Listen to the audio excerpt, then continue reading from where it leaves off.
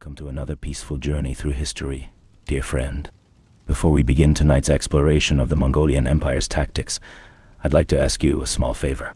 If you find comfort and fascination in these historical bedtime stories, please hit that like button and subscribe to our channel. It helps more people discover these gentle adventures through time, and it lets me know you're enjoying our nighttime wanderings through the past. Now, settle in comfortably as we drift through the windswept steppes and across vast battlefields, following the thunderous hoofbeats of history's most formidable military machine. Tonight we journey into the mind of warfare itself, into the tactical genius that carved out the largest contiguous empire in human history. Close your eyes and imagine the endless grasslands of Mongolia, where the wind carries whispers of ancient strategies that once terrified the world. Picture a small band of nomadic tribes, scattered across these harsh steppes, who would unite under one man to create a war machine so devastating, so perfectly calibrated, that it would reshape the very geography of civilization. These are the tactics of the Mongolian Empire, born from necessity, perfected through blood, and executed with a precision that modern generals still study in awe. In the year of 162, beneath the endless dome of sky that the Mongols called Tengri, a child was born clutching a blood clot in his tiny fist. The shamans read this as an omen of great power, and they were not wrong. This child, named Temujin, would grow to become Genghis Khan, the universal ruler whose tactical innovations would transform warfare forever. But the genius of Mongol tactics was not born in a single mind. It emerged from the crucible of steppe life, where survival itself was warfare, where every skill needed for battle was practiced daily in the struggle against nature, rival tribes, and the endless hunt for sustenance across the vast grasslands. The foundation of Mongol tactical supremacy began with their relationship to the horse. These were not the heavy destriers of European knights, bred for strength and size. Mongol horses were small, hardy creatures, tough as leather and enduring as stone. Each warrior maintained 3 to 4 of these precious animals, switching between them to maintain incredible speeds across distances that would exhaust any other cavalry force. This simple logistical innovation, this understanding that mobility meant multiple mounts, gave the Mongols their first tactical advantage. They could cover distances of 80 to 120 kilometers per day, appearing where enemies least expected them, vanishing before retaliation could be organized. But horses were merely the platform for the true weapon of Mongol dominance, the composite bow. Picture in your mind this marvel of engineering, crafted from layers of horn, wood, and sinew, bound together with incredible skill and patience. Unlike the simple wooden bows of their enemies, these composite weapons could launch arrows with devastating force across ranges exceeding 350 meters. The arrows themselves flew at speeds over 150 miles per hour, faster than a modern baseball pitch, striking with such velocity that the whistle of their passage was often the last sound their victims heard. The tactical application of this weapon system required years of training that began in childhood.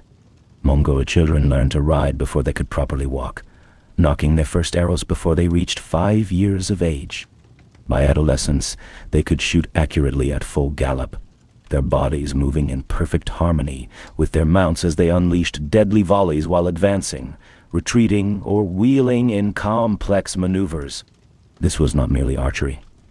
It was mounted warfare elevated to an art form, a symphony of movement and death that no sedentary civilization could match. The organizational genius that transformed these individual skills into unstoppable military force was the decimal system implemented by Genghis Khan. Every warrior was assigned to units built on multiples of 10. The Arban of 10 men, the Jagan of 100, the Mingen of 1,000, the mighty Tumen of 10,000. This structure, simple in concept but revolutionary in application, created clear chains of command that functioned efficiently across the vast distances of Mongol campaigns. More importantly, it deliberately broke up tribal loyalties, mixing warriors from different clans within the same units, ensuring their primary allegiance was to the Khan and the Empire rather than to ancient kinship bonds. Leadership within this system was based on merit rather than birth, a radical departure from the aristocratic military traditions of their enemies. The Mongols promoted based on demonstrated skill, tactical acumen, and unwavering loyalty to the greater cause. This meritocracy created a professional officer corps that could adapt quickly to changing battlefield conditions, making independent decisions within the framework of overall strategy. The flexibility this provided was extraordinary, allowing Mongol forces to respond to unexpected developments with a speed and coordination that consistently caught their enemies off guard. The communication system that coordinated these vast forces was itself a tactical innovation of the highest order. The Mongols used an intricate network of visual and auditory signals, banners of different colors and patterns, drums that could be heard across the din of battle, horns that carried specific commands across great distances, and smoke signals that conveyed information when visual contact was impossible. This communication network meant that a Mongol general could coordinate attacks across fronts separated by many kilometers, synchronizing complex maneuvers with a precision that seemed almost supernatural to their enemies. At the strategic level, the Mongols perfected the art of intelligence gathering in ways that would not be equaled until the modern era. Long before their armies appeared on any frontier, networks of spies, merchants, and diplomats had already mapped the political landscape, identified military weaknesses, and prepared the psychological groundwork for conquest. These intelligence operatives often spent years embedded in target societies, learning languages, customs, and military secrets that would prove invaluable when the time came for invasion. The YAM, the Mongol postal system, was not merely a means of delivering messages, but the nervous system of their intelligence apparatus. Relay stations positioned every 25 to 40 kilometers maintained fresh horses and supplies for messengers who could carry information across the empire at unprecedented speeds. Military orders, intelligence reports, and strategic updates traveled this network with an efficiency that allowed Mongol commanders to coordinate campaigns separated by thousands of kilometers. The Battle of Mohi in Hungary and the Siege of Kiev were fought simultaneously, their timing coordinated through this remarkable communication system that spanned continents. The psychological warfare employed by the Mongols was perhaps their most terrifying tactical innovation. They understood that fear could be as effective as arrows in defeating an enemy, and they systematically cultivated an aura of invincibility through calculated acts of terror. Cities that surrendered were generally treated well, their populations integrated into the growing empire. But those that resisted faced annihilation so complete that the very memory of their defiance served as a warning to others. The Mongols would spare a few survivors specifically to carry tales of the carnage to neighboring settlements, spreading terror ahead of their advancing armies. This psychological campaign was supported by sophisticated propaganda operations. False reports of Mongol strength would be disseminated through carefully placed agents, exaggerating the size of approaching armies or spreading tales of supernatural abilities. Conversely, misinformation about Mongol weaknesses would be leaked to lure enemies into carefully prepared traps. The Mongols understood that controlling information meant controlling the battlefield before the fighting even began. The adaptability of Mongol tactics becomes evident when we examine their approach to siege warfare. Initially, the horse nomads of the steppes had no experience with fortified cities, their traditional enemies being other nomadic tribes who fought in the open. But when they encountered the walled cities of China, they quickly recognized the need for new methods. Rather than abandon their campaigns, they systematically recruited engineers from among their prisoners, preserving these technical specialists while often executing the general population of conquered cities. These Chinese engineers brought with them centuries of accumulated knowledge in siegecraft, catapults that could hurl stones and incendiary materials, siege towers that could overtop defensive walls, and the techniques for undermining fortifications through tunneling and mining. The Mongols absorbed this knowledge with typical efficiency, integrating siege techniques into their broader tactical repertoire. By the time they reached the Middle East and Europe, Mongol armies included thousands of Chinese engineers who could construct siege equipment from local materials, making walled cities as vulnerable as open fields to Mongol conquest. The Feigned Retreat, perhaps the most famous of Mongol tactics, exemplifies their psychological sophistication and tactical patience. This maneuver required extraordinary discipline and trust between commanders and troops, as it involved appearing to flee in panic while actually executing a carefully planned deception. The Mongols would engage an enemy force, fight fiercely for a time, then suddenly break and run in apparent disorder.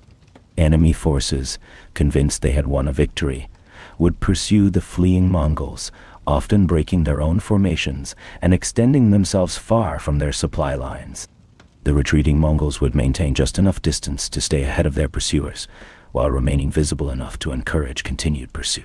For days, sometimes weeks, this deadly game would continue, drawing the enemy ever further from safety, while Mongol scouts mapped the terrain and identified the perfect killing ground.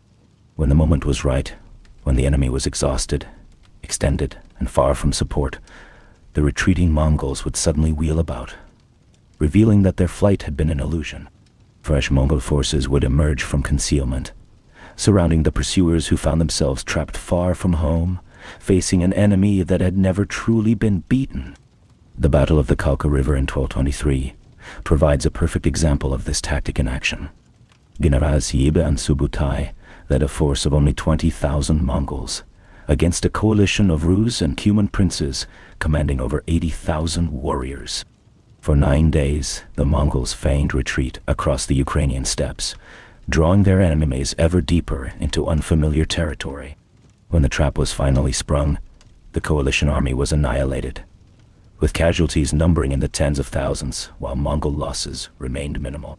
The psychological impact of this victory resonated across Eastern Europe, preparing the ground for the great invasion that would come 20 years later. The Caracole, though less well known than the feigned retreat, was equally devastating in its application. This tactic involved continuous waves of horse archers approaching enemy formations, unleashing volleys of arrows, then wheeling away to be replaced by fresh troops. Like ocean waves breaking endlessly against a shore, these attacks would wear down enemy morale and effectiveness through constant pressure. The enemy could never engage the Mongols decisively, as each wave would withdraw before contact. But the cumulative effect of thousands of arrows launched from multiple directions would eventually break even the most disciplined formations. The coordination required for successful Caracole tactics was extraordinary. Multiple units of horse archers had to maintain precise timing, ensuring that as one group withdrew, another was already in position to continue the attack. The Mongols achieved this through intensive training and the use of signal systems that allowed commanders to orchestrate these complex maneuvers, even in the chaos of battle. Enemy forces, unable to close with their tormentors, would often attempt to charge the withdrawing archers, only to find themselves facing fresh troops while the previous attackers regrouped for another assault. When the moment came for decisive action, when enemy formations had been sufficiently weakened by archery, the Mongols would employ their heavy cavalry in devastating charges. These were not the individual acts of valor favored by European knights, but coordinated mass attacks, designed to shatter enemy resistance completely. The Mongol heavy cavalry wore lamellar armor, flexible scales of steel, leather, or horn that provided protection while maintaining mobility. Their primary weapon was not the sword, but the lance, used with devastating effect to punch through weakened enemy lines. The lance itself was a masterpiece of practical design, longer than traditional cavalry spears but hollow in construction to reduce weight. This innovation allowed Mongol lancers to outreach their opponents while maintaining the speed and maneuverability that defined their fighting style. Many lances also featured hooks behind the spear point, designed not only to pierce armor but to drag enemy riders from their saddles. The psychological impact of facing a coordinated lance charge by hundreds or thousands of armored horsemen, their weapons glinting in the sun as they thundered forward in perfect formation, was often enough to break enemy morale before contact was even made. The Mongols' mastery of winter warfare set them apart from virtually every other military force of their era. While most armies went into winter quarters, ceasing active operations until spring, the Mongols often chose winter as their preferred season for campaign. Their intimate knowledge of surviving in harsh conditions, developed through generations of nomadic life on the unforgiving steppes, became a decisive tactical advantage when facing enemies who viewed winter as an obstacle to military operations. Winter campaigns offered several strategic benefits to the Mongols. Enemy forces, unprepared for cold weather operations, would often be caught completely off guard by attacks during months they considered militarily inactive. Supply lines, already difficult to maintain in winter, became nearly impossible when disrupted by highly mobile Mongol raiders. Fortifications, designed primarily to withstand summer campaigns, often proved inadequate when provisions ran low during extended winter sieges. The Mongols equipped themselves for winter warfare with clothing and gear specifically designed for extreme conditions. Their traditional deal, a long coat that could be layered for warmth, was supplemented by fur-lined boots, felt caps, and other protective gear that allowed them to operate effectively in temperatures that would disable their enemies.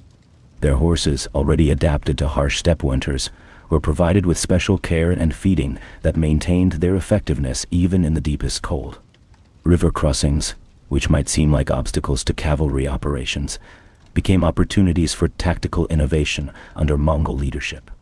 Rather than seeking bridges or fords, Mongol engineers developed techniques for rapid river crossing that could move entire armies across water barriers in minimal time. During winter campaigns, frozen rivers became highways that allowed unprecedented mobility, letting Mongol forces appear where enemies least expected them. The Battle of Mohi in 1241 demonstrates Mongol river crossing expertise under combat conditions. Facing the Sajo River with a prepared Hungarian army on the far bank, the Mongols executed a complex triple crossing that divided their forces but maximized their tactical flexibility. While one force engaged the Hungarians at the main bridge, drawing their attention and fixing their position, other Mongol detachments crossed at multiple points, both upstream and downstream. This multi-pronged assault prevented the Hungarians from concentrating their defense and ultimately led to their complete defeat. The siege techniques employed by the Mongols evolved rapidly as they encountered different types of fortifications across their expanding empire. In Kina, they learned to deal with sophisticated defensive systems that had been refined over centuries of warfare. The Chinese had developed complex siege engines, catapults powered by twisted ropes or counterweights, crossbows of enormous size that could pierce the heaviest armor, and defensive innovations like Greek fire that could devastate attacking forces. Rather than simply copying these techniques, the Mongols adapted and improved them, combining Chinese engineering knowledge with their own tactical innovations. They developed portable siege equipment that could be rapidly assembled from local materials, allowing them to conduct effective sieges even in territories far from their supply bases.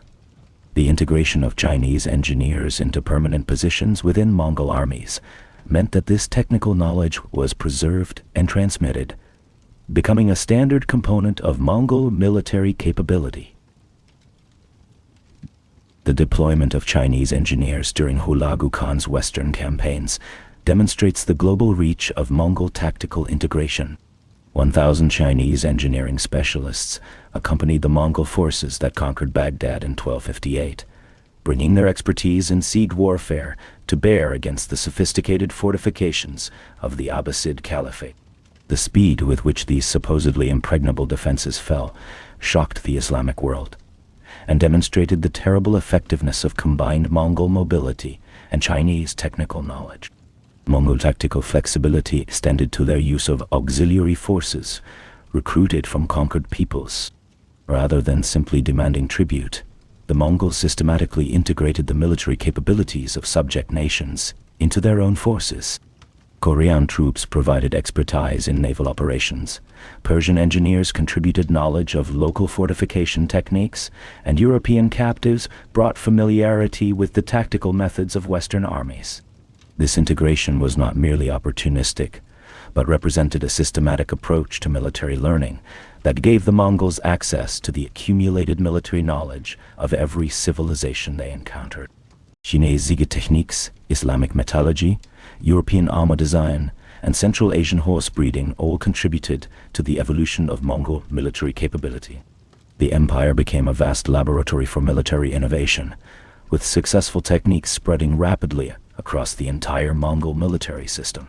The coordination of multi-front campaigns represents perhaps the most sophisticated aspect of Mongol tactical planning.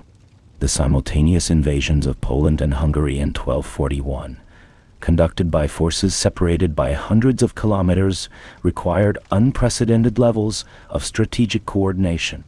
These were not independent operations, but carefully synchronized elements of a single grand strategy designed to prevent European forces from supporting each other. The Battle of Legnica in Poland and the Battle of Mohi in Hungary were fought within days of each other. Their timing coordinated through the YAM communication system that linked Mongol commanders across vast distances. This level of strategic coordination, managing multiple armies across different theaters while maintaining tactical flexibility at the local level, would not be seen again until the development of modern communications technology. The intelligence preparation that preceded these campaigns was equally impressive. For years before the invasions began, Mongol agents had been mapping European political divisions, identifying potential allies among local populations, and gathering detailed information about military capabilities and fortification systems. When the invasions commenced, Mongol commanders possessed better intelligence about European defenses than many European rulers had about their own territories. The use of terror as a systematic tactical tool reached its most refined expression in Mongol operations against urban centers. Cities that surrendered immediately were generally incorporated into the empire with minimal disruption to their populations. But those that offered resistance faced a calculated program of destruction, designed not merely to defeat immediate resistance, but to discourage future rebellions throughout the region. The destruction of Nishapur in 1221 exemplifies this systematic approach to psychological warfare. After the city's resistance led to the death of Tokuchar, Genghis Khan's son-in-law, the Mongols methodically destroyed not just the fortifications and military forces, but the entire urban infrastructure. The population was divided into groups, with different fates assigned to various categories. Craftsmen and engineers were spared for their skills, while others faced execution or enslavement. The city itself was razed so completely that it was said a horseman could ride across the site without his mount stumbling over debris. But perhaps the most sophisticated element of Mongol terror tactics was their calculation and restraint. The destruction was not random violence, but carefully planned theater designed to achieve specific political and military objectives. Word of Nishapur's fate spread throughout the region, causing numerous other cities to surrender without resistance rather than face similar destruction. From a purely tactical perspective, this single act of calculated brutality may have saved thousands of Mongol lives by eliminating the need for additional sieges. The integration of religious and cultural warfare into Mongol tactical planning demonstrates their understanding that military conquest required more than battlefield victory. In many regions, they deliberately recruited from minority populations who had grievances against ruling elites, turning internal social tensions into tactical advantages. Christian populations in Islamic territories, Buddhist communities under Confucian rule, and tribal peoples subjugated by urban empires all provided potential allies who could be mobilized against existing power structures. This approach required sophisticated intelligence gathering about local religious and ethnic tensions, knowledge that could only be acquired through long-term intelligence operations. Mongol commanders needed to understand not just military capabilities, but social structures, religious beliefs, and economic systems if they were to successfully exploit internal divisions within target societies.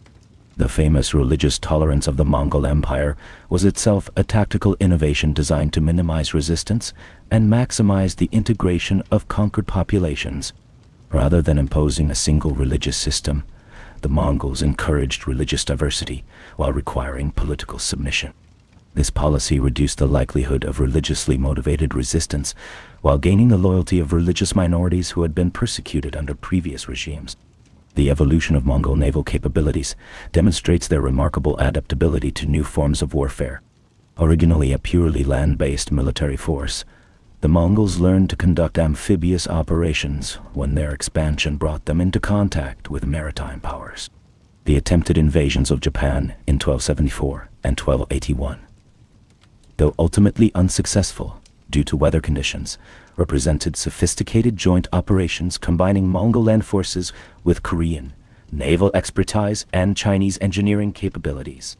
The logistics of these naval campaigns were extraordinary, requiring the construction of thousands of vessels and the coordination of supply lines across hundreds of kilometers of ocean. The first invasion force included over 900 ships, while the second attempted invasion deployed over 4,000 vessels, carrying more than 140,000 troops. The scale of these operations exceeded anything attempted in European waters until the modern era. Even in failure, these campaigns demonstrated the Mongol capacity for tactical innovation and adaptation. When traditional steppe warfare proved inadequate for island conquest, Mongol planners developed new techniques for amphibious assault, integrated naval and land operations, and created supply systems capable of supporting large forces across oceanic distances. The failure of these campaigns had less to do with Mongol tactical inadequacy than with environmental factors beyond human control. The Mongol approach to urban warfare evolved as they encountered increasingly sophisticated city defenses throughout their expansion. Early campaigns against Chinese cities taught them the importance of siege engines and engineering expertise. Middle Eastern campaigns introduced them to different defensive architectures and new forms of urban fortification. European invasions brought encounters with castle systems designed specifically to resist nomadic assault. Each encounter contributed to the evolution of Mongol urban warfare techniques. They learned to combine traditional mobility with the patience required for extended sieges, developing supply systems that could support armies through months-long investments of fortified positions. The integration of Chinese engineers provided technical expertise, while the recruitment of local auxiliaries provided knowledge of specific defensive systems and potential weak points. The Siege of Kiev in 1240 demonstrates the maturation of Mongol urban warfare capabilities. The city was protected by sophisticated fortifications that had successfully resisted previous attacks, but Mongol scouts identified a weakness in the defensive system where wooden construction met stone fortification. Concentrating their Chinese-built siege engines against this single point, the Mongols breached the walls and captured the city in a single assault, demonstrating how intelligence gathering and technical expertise could overcome even the strongest defenses. As we drift toward the end of our journey through these tactical innovations, consider the broader implications of what the Mongols achieved. In less than a century, they created military systems that integrated the best techniques from multiple civilizations, developed communication networks that spanned continents, and perfected psychological warfare that could defeat enemies before battles were fought. Their tactical innovations influenced military thinking for centuries after their empire fragmented, with many of their techniques being rediscovered and refined by later military theorists. The decimal organizational system influenced military structures throughout Europe and Asia. The integration of technical specialists became standard practice in professional armies. The systematic use of intelligence gathering and psychological warfare became fundamental elements of strategic planning. Even the Mongol approach to logistics, with its emphasis on mobility and living off the land, influenced military thinking well into the modern era. Modern military theorists studying the Mongols often focus on what some call the four pillars of their tactical system: initiative, depth, agility, and synchronization. Initiative meant sightseeing and maintaining the offensive, never allowing enemies time to organize effective resistance. Depth referred to their ability to conduct operations across vast distances while maintaining coordination between widely separated forces. Agility encompassed both physical mobility and mental flexibility, the capacity to adapt quickly to changing circumstances. Synchronization meant the coordination of complex operations across multiple theaters, achieving strategic objectives through the careful timing of tactical actions. These principles, developed through the harsh crucible of steppe warfare and refined through decades of conquest, created military capabilities that remained unmatched until the development of modern technology. The Mongol Empire's tactical innovations represented a quantum leap in military effectiveness, demonstrating how organizational genius could multiply the effectiveness of individual warriors and how systematic thinking could overcome numerical disadvantage through superior coordination and planning. The legacy of Mongol tactics extends far beyond their immediate military applications. Their approach to integrating diverse populations and technologies created models for managing complex, multi-ethnic organizations. Their communication systems provided templates for administrative efficiency across vast territories. Their intelligence networks demonstrated the importance of information in achieving strategic objectives. In many ways, the tactical innovations of the Mongol Empire provided blueprints for the administrative and military challenges of governing large, diverse territories that would influence political development for centuries. As you settle into peaceful sleep tonight, remember that history's greatest military minds continue to study these tactics, seeking to understand how a relatively small population of nomadic herders could create the most effective military system of the pre-modern world. The thunder of Mongol hooves has long since faded from the steppes, but the echoes of their tactical genius continue to resonate through military academies and strategic planning centers around the world. Their story reminds us that true tactical innovation comes not from superior numbers or advanced technology alone, but from the marriage of necessity and imagination, from the willingness to learn from every encounter and adapt every lesson to new circumstances.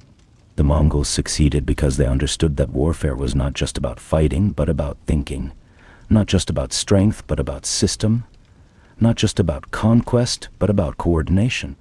Let their legacy carry you into dreams of vast horizons and endless possibilities, where intelligence conquers brute force, where flexibility overcomes rigidity, and where the marriage of mobility and purpose can reshape the world itself. Sleep well, knowing that throughout history, human ingenuity has found ways to overcome seemingly impossible challenges through the patient application of systematic thinking and careful preparation. Thank you for joining me on this exploration of tactical genius.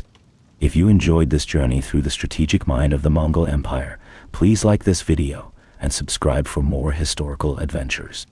Sweet dreams, and may your rest be as peaceful as the steppes after the great Khans had passed, leaving behind a world forever changed by their revolutionary approach to the art of war.